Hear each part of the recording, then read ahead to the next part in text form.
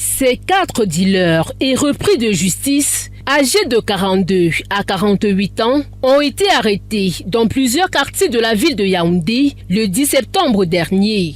En leur possession, la police a saisi près de 40 kg de cannabis, des cailloux et d'autres substances prohibées. L'opération qui se poursuit est le fruit du travail de plusieurs unités de police. Ils ont pris, là c'est une quantité beaucoup plus grande parce que c'est des grands sacs. Ils ont aussi pris ce qu'ils appellent le caillou, ou alors c'est la cocaïne. C'est une quantité quand même assez importante, avec des seringues et des choses comme ça.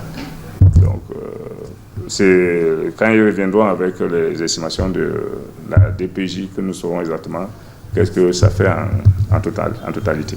Autre gang présenté à la presse ce lundi 22 septembre 2025, 11 présumés voleurs et agresseurs de mototaximens. Les mises en cause démontent et transforment les engins pour les revendre dans les périphéries de la ville de Soie. Tous ont été appréhendés grâce à un renseignement minutieusement coordonné par le commissaire divisionnaire Alindar Emmanuel Biti, délégué régional du centre. Là, vous avez à ma gauche un petit groupe de voleurs de motos.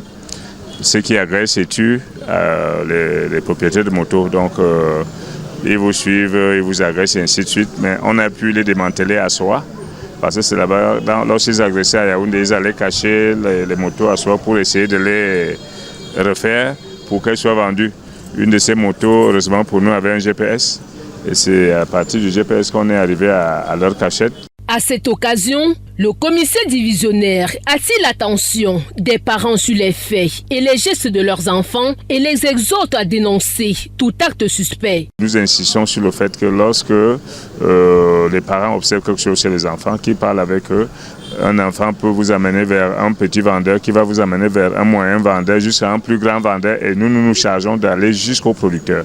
Les mises en cause méditent déjà sur leur sort à l'hôtel de police de Ngouaikele en attendant d'être déférés devant le procureur de la République pour répondre de leurs actes.